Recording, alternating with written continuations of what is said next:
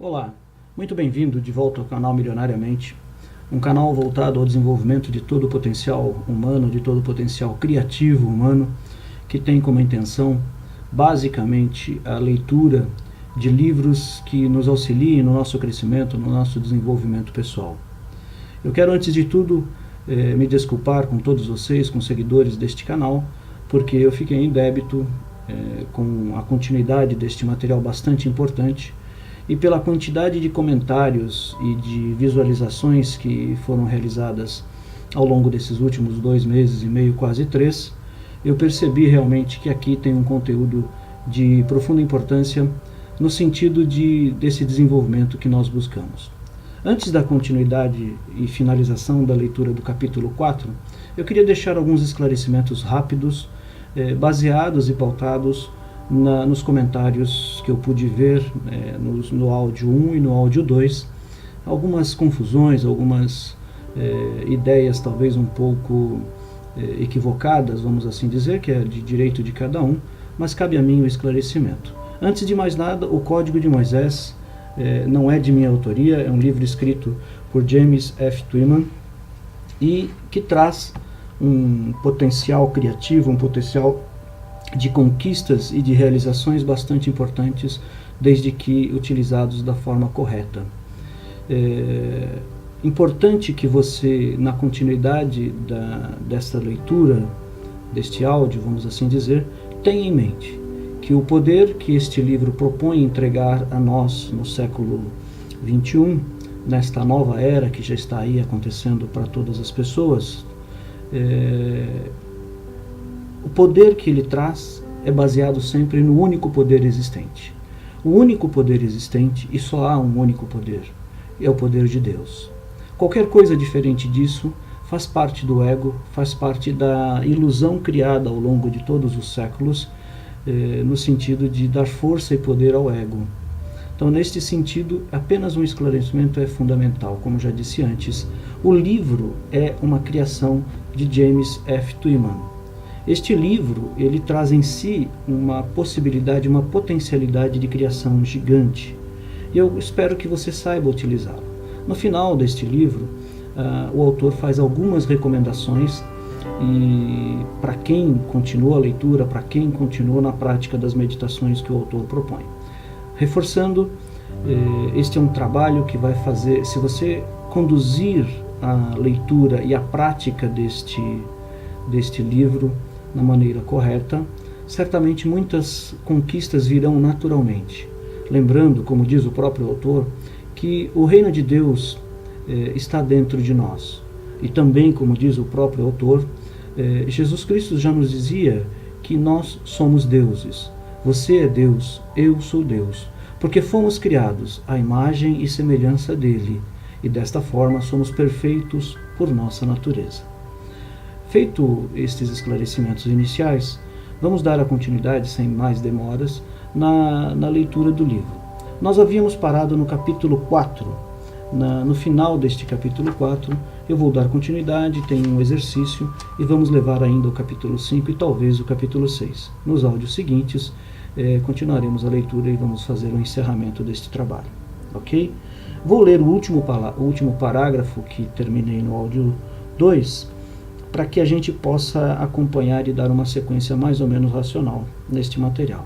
Entregue o seu coração, sugiro que você ouça com bastante atenção, de modo pausado e com uma natureza aberta, com o seu coração aberto para que possa receber aquilo que você veio buscar. Diz o autor: pense por um momento. Deus lhe dá tudo o que você pede, todas as vezes. Essa pode ser uma ideia bem assustadora se você estiver rodeado pelo que pensa que não quer.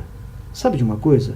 Não existe tal coisa como não querer o que está em sua vida. Gostaria que houvesse um modo de suavizar esse golpe terrível, mas não há como dar uma volta.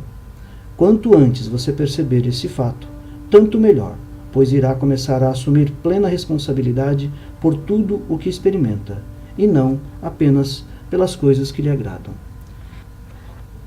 Se você anda por aí acreditando que pediu que algumas coisas acontecessem, mas não pediu outras, você jamais será capaz de decifrar o código de Moisés. Ficará sentenciado a uma prisão de seu próprio desenho, sentado atrás de uma porta que nem sequer está trancada. Toque-a e ela se abre. Mas quando você considera a possibilidade de possuir o poder de Deus dentro de si em cada minuto de sua vida, você construiu a prisão, você condenou a si próprio, você se atirou numa cela e você fechou a porta. Há um só problema: Deus não lhe deu o poder de trancá-la. Vamos parar por um instante e agradecer.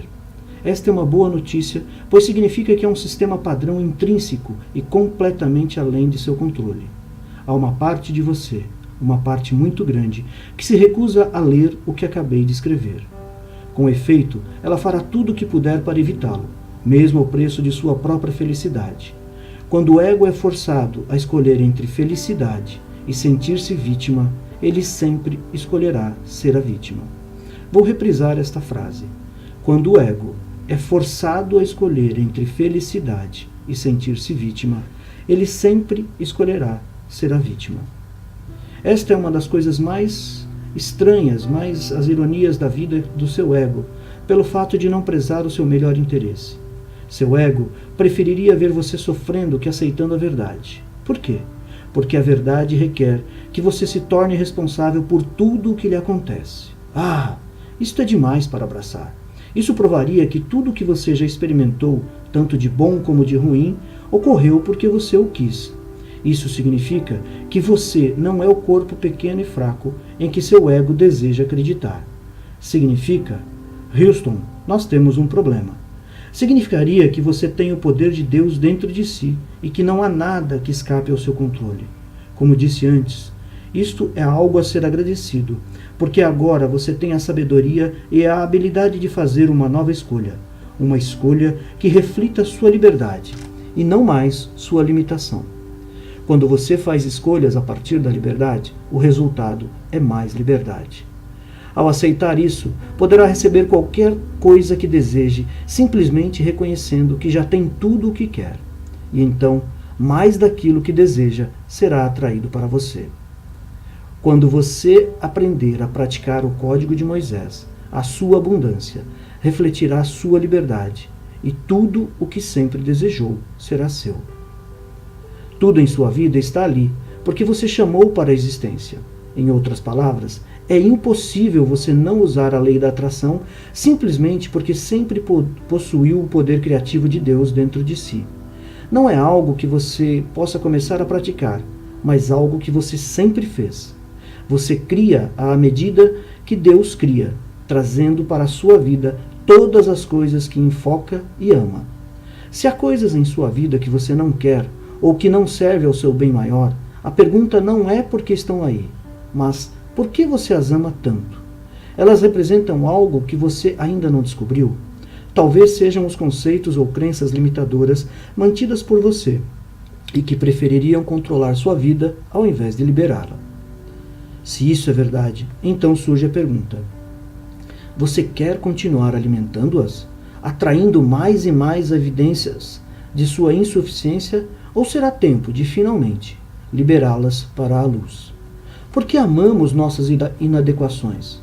A resposta vai variar de pessoa para pessoa, mas a resposta simples é que as nossas deficiências provam a crença que vive logo atrás delas, de que não somos merecedores de receber as dádivas que Deus nos intenta. Não merecemos amor, felicidade e paz. Em lugar disso, é mais provável que mereçamos separação, enfermidade e morte. É nisso que o ego faria você acreditar, mas a sua alma, que está sempre alinhada com a vontade de Deus, tem uma ideia muito diferente. A vontade de Deus para você é a perfeita alegria. Entretanto, você não pode usufruir disso até que compartilhe de sua vontade, pois sem o seu consentimento, Deus estaria trabalhando contra você e não a seu favor. Até agora, muitos de nós dissemos: eu não mereço algo tão abençoado. Isso é verdade? Seus atos passados bloquearam realmente o amor de Deus, que tem o poder de fluir para além desses erros? Se bloquearam, então todos nós temos um problema enorme, porque em maior ou menor grau somos iguais. Afortunadamente para nós, eles não bloquearam. É tempo de realinhar sua visão de si mesmo com a visão de Deus, que vê você como perfeito e completo, independentemente do que você tenha feito no passado. O amor de Deus é incondicional e não há nada que você possa fazer para interrompê-lo. Aceite isso e o amor irá fluir para a sua vida. Continue a se agarrar às ilusões do ego e o amor será bloqueado. Não obstante, continuar ali presente com toda a certeza. Agora nós vamos fazer o exercício número 4 que o autor propõe neste capítulo. E ele chama esse exercício de a vontade de Deus para você. Antecipadamente eu solicito que você pegue uma folha, pare um pouco a oitiva aqui desta gravação e pegue uma folha de papel em branco. Nesta folha você vai fazer 2 linhas, uma para as suas crenças e uma para as de Deus. Na primeira coluna, registre uma lista de algumas das crenças ou experiências que você manifestou em sua vida. Talvez você não seja consistentemente feliz, ou continue vivendo uma vida de sacrifício e carência, ou pense que ninguém quer amá-lo ou que não merece ser amado. Deus deseja que você seja feliz em todos os momentos de sua vida e abundante em todos os sentidos. Portanto, você vem tentando contradizer a vontade de Deus, e fazendo assim, segue-se uma luta. É tempo de você finalmente admitir que perdeu essa luta. Se precisar entrar em uma batalha com alguém, deixe que seja com Deus, porque é uma luta que você vai perder sempre. Você não quer vencer a guerra do ego, pois ela não leva a nenhuma parte, senão à sua infelicidade continuada. Quando você se rende ao divino dentro de si, todos os bloqueios às dádivas de Deus são removidos e o seu amor irá fluir naturalmente para você. Agora, na segunda coluna, escreva a resposta de Deus a cada pensamento ou crença que você colocou na lista. Se você escreveu, por exemplo, eu não mereço ser rico, escreva na coluna oposta, a vontade de Deus para mim é a perfeita abundância. Se você escreveu, eu não mereço um relacionamento perfeito, escreva na segunda coluna, o desejo de Deus para mim é a parceria perfeita. Quando tiver acrescentado a visão de Deus ao lado das suas, tome a decisão consciente de escolher a de Deus. Você conseguirá fazê-lo usando o poder de seus sentimentos, exatamente como fez no exercício anterior. Que emoção você vai escolher? Permita que seja alegria. Leia cada um dos itens da segunda coluna, aqueles que correspondem à vontade de Deus, e use o sentimento de alegria para atraí-los para a sua vida.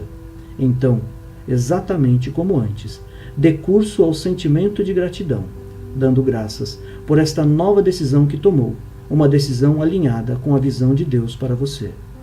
Se você fizer essa escolha, sua vida começará a mudar neste momento. Deixe que seja assim.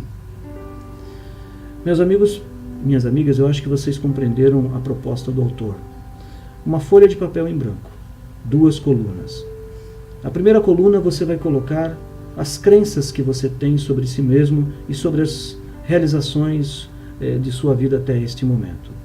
Na frente, na coluna da direita, vamos assim dizer, você vai colocar para cada uma dessas crenças as crenças de Deus, ou aquilo que Deus quer que você realize, ou aquilo que Deus quer para você.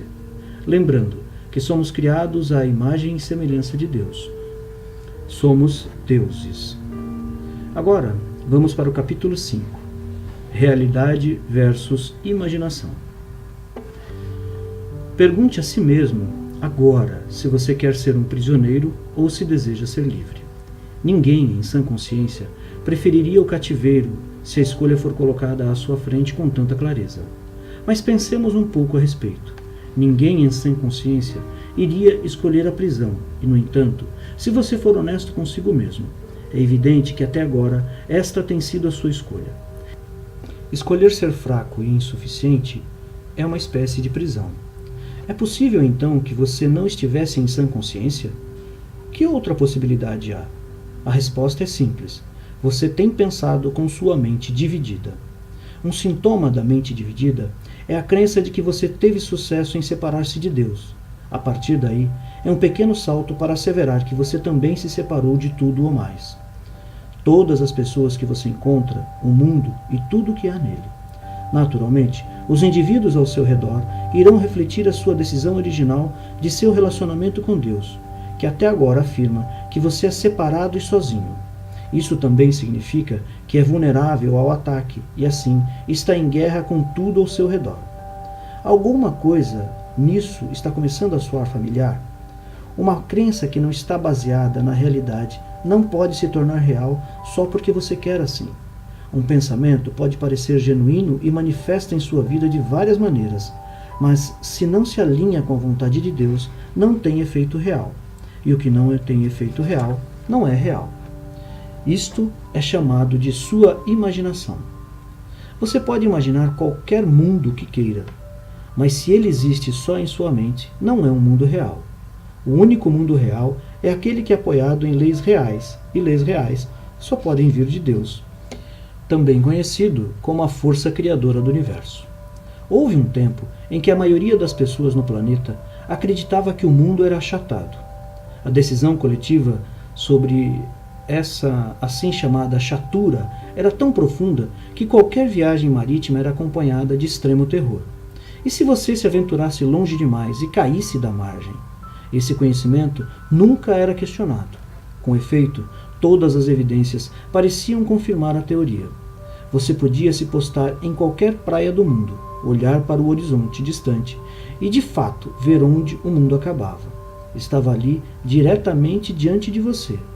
Mas isso o torna real?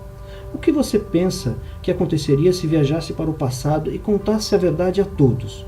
Você explicaria que a Terra é de fato redonda e que o seu aparente achatamento é causado pela curvatura do planeta. Como você acha que as pessoas reagiriam? Pergunte a Galileu. A notícia provavelmente não seria bem recebida, já que a história mostrou que as pessoas que têm insights não familiares ou não convencionais, com frequência, são colocadas na linha à força. Afinal, os limites são confortáveis quando se está na prisão. Todos sabem onde se encontram e o que se espera deles. Não importa realmente se a decisão está certa ou errada, ou se a evidência usada para formar a decisão é falha. O importante é a ideia, pois há conforto em pensar que se está certo. Mais uma vez, pensar que você está certo não torna as coisas assim. Se um pensamento não se alinha com a realidade, não tem efeito verdadeiro.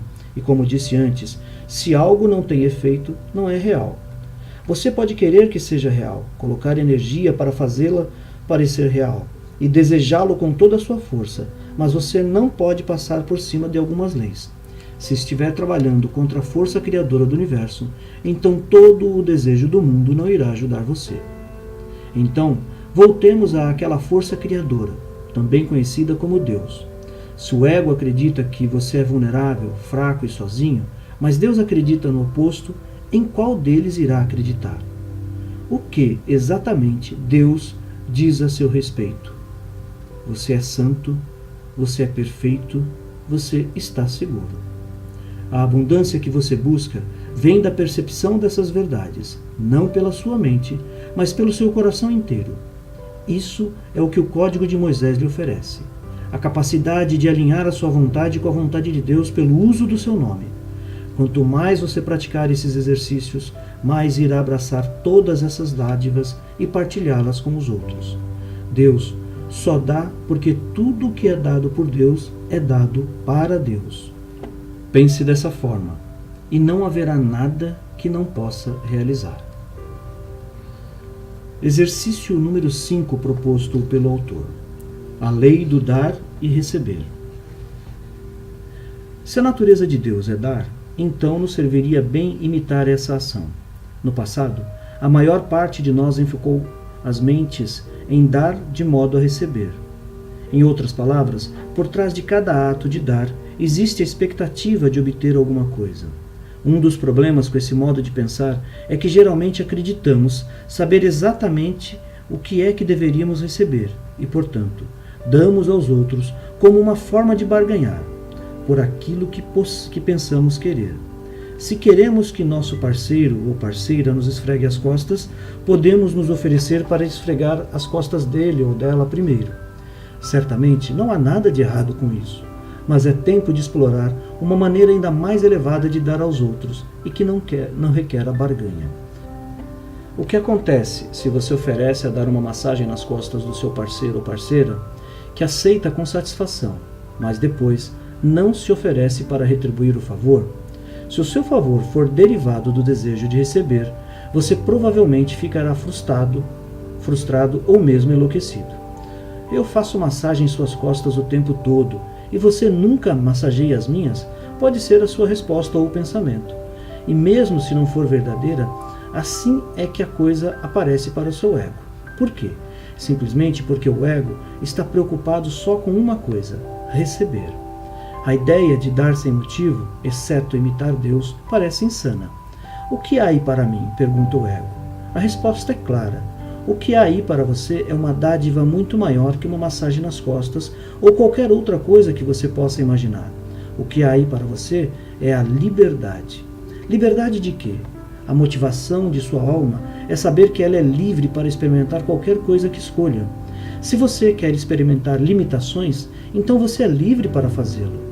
Entretanto, se você quer experimentar a si mesmo como santo, é necessária uma aplicação muito diferente. Uma vez que dar e receber são, em última análise, a mesma coisa, a única maneira de experimentar a si mesmo como santo é ver os outros como santos. Em outras palavras, se você quer receber as dádivas de Deus, você precisa dá-las aos outros. Espere um minuto. Então, toda esta sessão não foi centrada em dar sem expectativas? Como você pode estar livre de expectativas se está vendo outras pessoas como santas para conhecer a si mesmo como santo? Gosto de chamar a isso divino egoísmo. O fato é que é quase impossível para nós existir sem o ego ou suas motivações. A chave não é destruí-las, mas usá-las de uma maneira nova, uma maneira que alcança metas de sua alma. Há coisas que cada um de nós deseja, tais como paz, alegria, contentamento e sucesso, apenas para mencionar algumas. Se é verdade que dar e receber são o mesmo, então faz sentido dar o que mais desejamos. Assim, se a sua meta mais alta é ser feliz, faça os outros se sentirem assim. Quanto mais felicidade você espalhar, mais vai experimentar. Isso é usar o ego de um modo novo e honra qualquer das suas partes, sua alma que busca dar e seu ego que busca receber. Vamos voltar à massagem nas costas. Pergunte a si mesmo: ter as costas massageadas é meu objetivo real ou há algo mais profundo? Talvez o que você queira de verdade é sentir-se amado e atendido. E isso pode não vir da pessoa a quem você esteja oferecendo algo. O universo poderia ter um plano diferente para você, algo que você pode não receber no momento em que está oferecendo um presente. Você pode dar amor e afeição para tê-los retribuídos de uma direção inesperada. O mistério que o autor coloca neste processo de exercício é que nós, apenas para dar a minha opinião, o meu parecer aqui, é que nós façamos e apliquemos aquilo que Deepak Chopra já nos ensinou, que é a lei da doação. Doar sem nenhuma expectativa de retorno, gradualmente, traz para a gente tudo aquilo que a gente imagina que poderia receber de volta. Mas a prática da doação sem expectativa de retorno, ela traz um preenchimento interno tão forte e tão profundo que gradualmente nós nos desvencilhamos do desejo de querer, pois estamos preenchidos com o ato de doar. Capítulo 6. O Santo Nome de Deus. Quando Moisés disse a Deus que ele nunca conseguiria realizar o objetivo aparentemente impossível de libertar os hebreus, com efeito, mesmo o pai de sua religião iria considerar esta tarefa irrealizável. Deus tinha uma resposta simples. Aparecia a Abraão, a Isaque e a Jacó, como Deus Todo-Poderoso, mas pelo meu nome, o Senhor, não me revelei a eles. Êxodo 6.3. Abraão reconheceu o divino por um título, o título de Deus Todo-Poderoso. Pela primeira vez, entretanto, Deus é conhecido por um nome de fato. Eu sou o que sou. Isso indica uma intimidade que não existia até aquele momento. Surge então a pergunta: essa proximidade estava reservada a Moisés e aos hebreus, ou era uma dádiva oferecida a cada um de nós? A ideia de que Deus ama um grupo ou uma pessoa acima do resto é de caráter muito humano. É isso que fazemos, mas não é isso o que Deus faz. O amor de Deus é incondicional, e o nome de Deus, indicando intimidade ou unicidade, é uma dádiva concedida a todos. Então, o que devemos fazer com ele? Vamos nos encolher como Moisés fez no início, dizendo que não somos dignos? Vamos usá-lo uma ou duas vezes, testemunhar o poder do nome sagrado e depois ocultá-lo num pequeno e asseado tabernáculo para nunca mais ser visto outra vez? Ou poderíamos usá-lo para mudar a nossa vida e o mundo? O mandamento. No decorrer dos anos, eu tive a chance de trazer muitos grupos a Israel, a terra prometida a Moisés e ao povo hebreu. Numa viagem recente, ficamos algum tempo numa pequena cidade chamada Safed, que é conhecida como o maior centro da Cabala, um dos caminhos espirituais mais místicos do mundo. Enquanto visitava uma loja de presentes, notei uma escultura atrás do balcão com as letras hebraicas que formavam o nome de Deus. Pedi à jovem que trabalhava ali se podia pronunciá-lo em hebraico para mim. Isso seria violar um dos mandamentos de Deus, replicou ela com seriedade, como se qualquer criança soubesse. Deus disse que nunca devíamos tomar seu santo nome em vão, e é por isso que não pode ser pronunciado. Expliquei que fui criado com o mesmo mandamento, mas com uma compreensão muito diferente do que ele significava. Os cristãos são ensinados que tomar o nome do Senhor em vão é um édito para não jurar ou amaldiçoar, mas parecia que ela tinha uma interpretação muito mais literal. Não, isso não é o que significa de modo algum, disse ela. É uma das coisas mais claras que aprendemos e está logo ali, preto no branco. Tomar o nome de Deus em vão significa que não podemos pronunciá-lo de jeito nenhum. Se o fizermos, coisas terríveis nos acontecerão. Perguntei onde ela havia aprendido isso e se era uma crença judaica comum. Isto não tem nada a ver com ser comum, continuou ela. Esta é a verdade, e não há jeito de torcer a interpretação. Se você diz o nome de Deus, então, em algum momento no futuro, ele vai se lembrar disso e punir você. Mas há um jeito de evitar isso. É claro que eu fiquei intrigado. Às vezes, mudamos uma das letras de modo que possamos dizê-lo sem dizê-lo realmente. Se eu quisesse dizer o seu nome, James, mas você não permitisse, eu poderia dizer James, em vez disso. Desse jeito, fico segura e não terei feito nada de errado. Eu me dei conta de que foi isso que sucedeu aos hebreus quando deixaram o Egito e começaram a procurar a terra prometida. Eles tinham em seu interior o poder do santo nome, mas no final das contas, este foi posto de lado. Era isso que Deus pretendia ou era resultado do medo? Não há nada na Torá que proíba especificamente os judeus de pronunciarem o nome de Deus. Com efeito, fica claro a partir de muitas fontes que o nome de Deus era enunciado em voz alta rotineiramente, em especial durante as orações no templo. O Mishnah, antiga compilação escrita da tradição oral judaica, que se tornou a base da Torá, recomenda o uso de Deus como uma saudação de rotina. Berakot 9.5.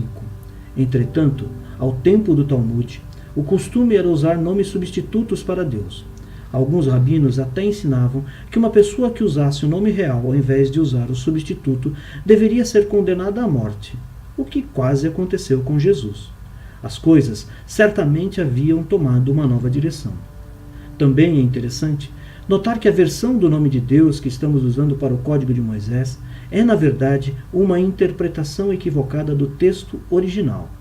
Por muitos anos, talvez até séculos, a maior parte de nós foi levada a confiar na tradução mais popular das palavras de Deus. O nome original dado a Moisés, Eu sou o que sou. Muitas escolas esotéricas emprestaram e promoveram essa tradução, algumas usando-a de fato, como fundamento de seus ensinamentos. As verdadeiras palavras que Deus usou ao falar o nome de Moisés foram Ai, Ars, Ai, que, quando apropriadamente traduzidas, significam Eu serei quem serei. Aqui eu peço desculpa a vocês por não saber pronunciar corretamente o nome de Deus na forma como foi apresentado aqui pelo autor. Soletrando, o primeiro são uma tríade de nomes, que é o AHYH, depois ASR, depois AHYH. Voltando aqui à leitura, na verdade, Deus falou com Moisés no tempo futuro, não no presente. Surge então a pergunta: como este fato influencia ou desautoriza o nosso uso da tradução falha, especialmente por se tratar de usar o santo nome como instrumento de manifestação? Deus existe em todos os lugares, em todos os tempos. Se isto é verdade, então Deus vive no passado, no presente e no futuro, tudo ao mesmo tempo. Isto é algo que a maioria das pessoas que tem algum grau de fé ou crença em Deus pode aceitar.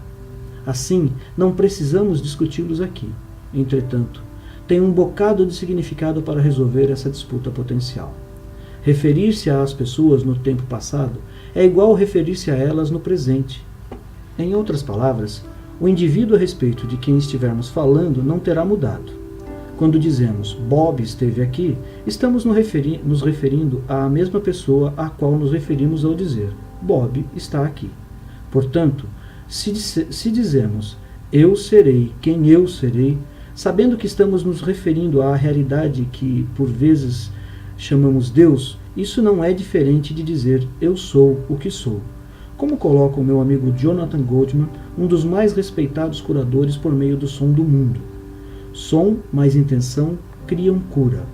As palavras em si mesmas significam muito pouco sem a intenção.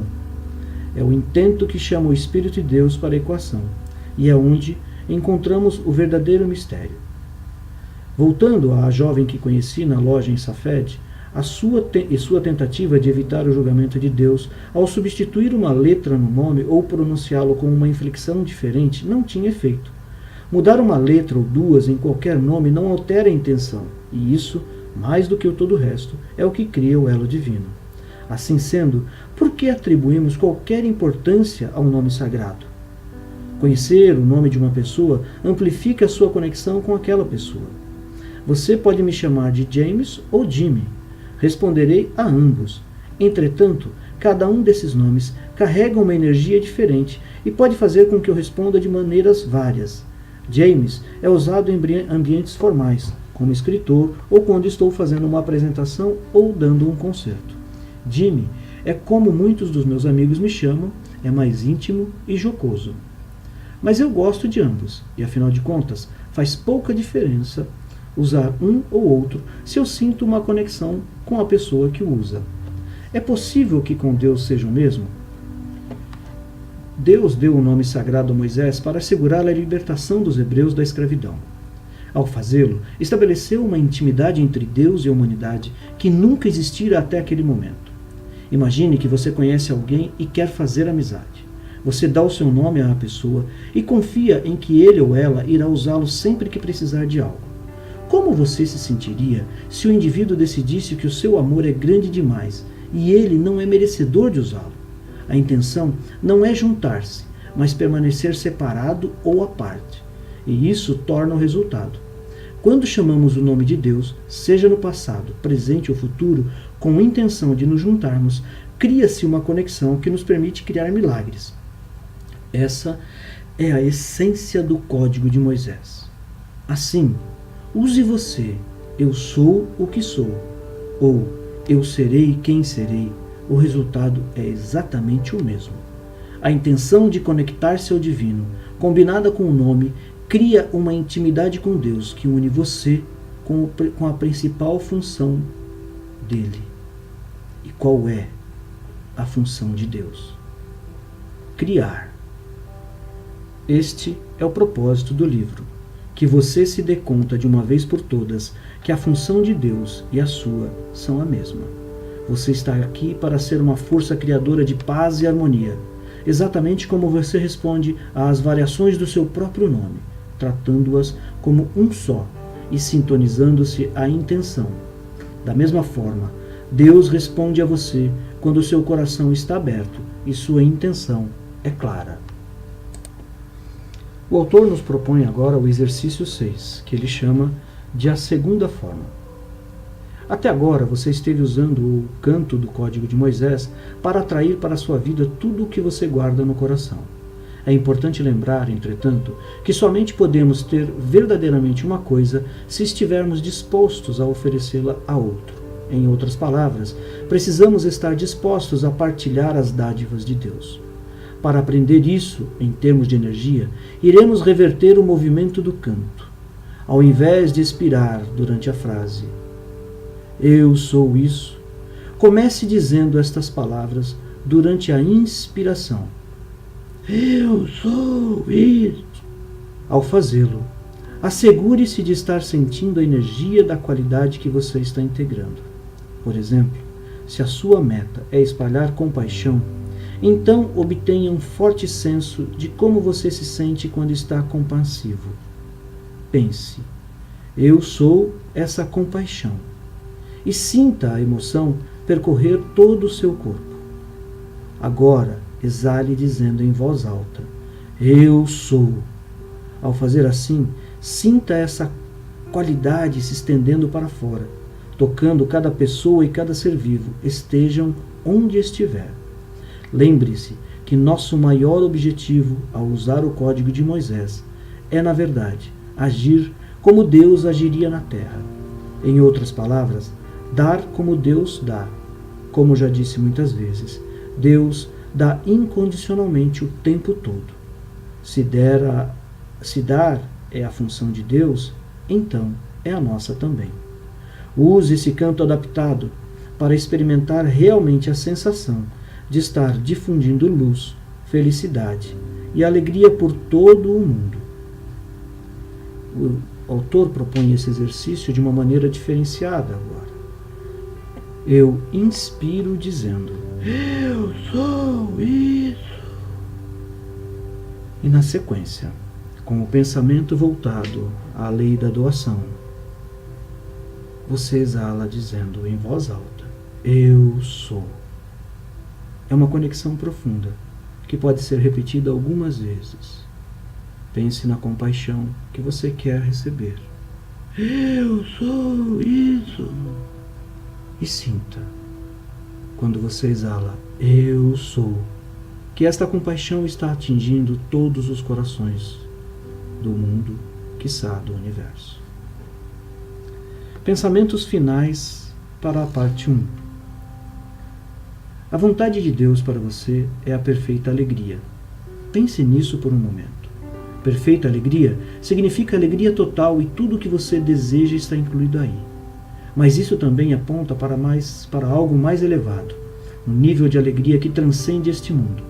Significa que Deus quer que você tenha abundância e sucesso, e tenha um relacionamento perfeito, mas ao mesmo tempo, significa que há realidades além do âmbito físico que você também pode alcançar. Jesus disse, busquem, pois, em primeiro lugar o reino de Deus e a sua justiça, e todas essas coisas lhe serão acrescentadas. Mateus 6,33. Ele não nos disse para buscarmos as riquezas do mundo para sermos felizes. Na verdade, ele disse algo bem diferente. Jesus aconselhou-nos a buscar as riquezas dos céus, que são invulneráveis aos danos do tempo. A riqueza material do mundo jamais poderá preencher o vazio que sentimos dentro de nós. Se a vontade de Deus para nós é a perfeita alegria, então deve haver algo mais. Deve haver, além deste reino físico, um chamado mais profundo que nos dê o que realmente necessitamos. Juntos, viajaremos até ali em seguida. Você aprendeu como domesticar o nome de Deus para atrair tudo o que você quer no mundo. Agora, iremos usá-lo para enfocar nossa atenção nos dons que se estendem para além das limitações desse mundo. Essa foi a intenção de Deus durante todo o tempo. Os tesouros terrenos não foram mais do que uma introdução para as verdadeiras dádivas que nos aguardam. A parte boa é que você não precisa morrer para recebê-las. Muitas pessoas acreditam que só podem experimentar a alegria perfeita no céu, e o céu é um lugar para onde se pode ir somente após a morte. Apesar disso, Jesus não disse: o reino de Deus está dentro de vós. O reino do céu está dentro de você, aguardando ser expresso por toda parte onde você for. Cada respiração sua, cada movimento que faz, é uma oportunidade de estender o céu e as dádivas de Deus às pessoas ao seu redor. É o que Deus faz. Imitar isso é mais do que a maior forma de lisonja. É a sua salvação. Eu vou repetir este último parágrafo do fim da parte 1. O reino do céu está dentro de você, aguardando ser expresso por toda parte onde você for. Cada respiração sua, cada movimento que faz é uma oportunidade de estender o céu e as dádivas de Deus às pessoas ao seu redor. É o que Deus faz, e imitar isso é mais que a maior forma de lisonja. É a sua salvação. Meus amigos, com este último parágrafo finalizamos a parte 1 deste livro e queria preparar o coração de vocês para a parte 2, que o autor chama de Inicia-se a Verdadeira Jornada. Este compêndio de sabedoria, se é que eu posso chamá-lo desta forma, vai nos dar a oportunidade de conhecer algo maior, muito maior, do que apenas satisfazer os nossos desejos, as nossas vontades e as ilusões que vêm junto com essas vontades. Então, aguardo vocês no vídeo, áudio 4, logo na sequência, que já estarei publicando da mesma maneira. Recebam o meu abraço, a minha satisfação plena e a minha eterna gratidão. Queria deixar só registrado a parte bastante importante deste vídeo 3, que é sobre a lei da doação. Quando você doa, você dá um recado para o universo, para Deus, seja o nome que você queira utilizar, que você já está pleno, cheio daquilo que você deseja receber. E por uma lei simples no conceito da lei da atração, semelhante atrai semelhante. Quanto mais eu dou, mais eu recebo. Quanto mais eu dou, sem o desejo de receber, mais eu recebo, porque eu já dou o recado de que sou pleno. Namastê. Meu forte abraço para todos vocês.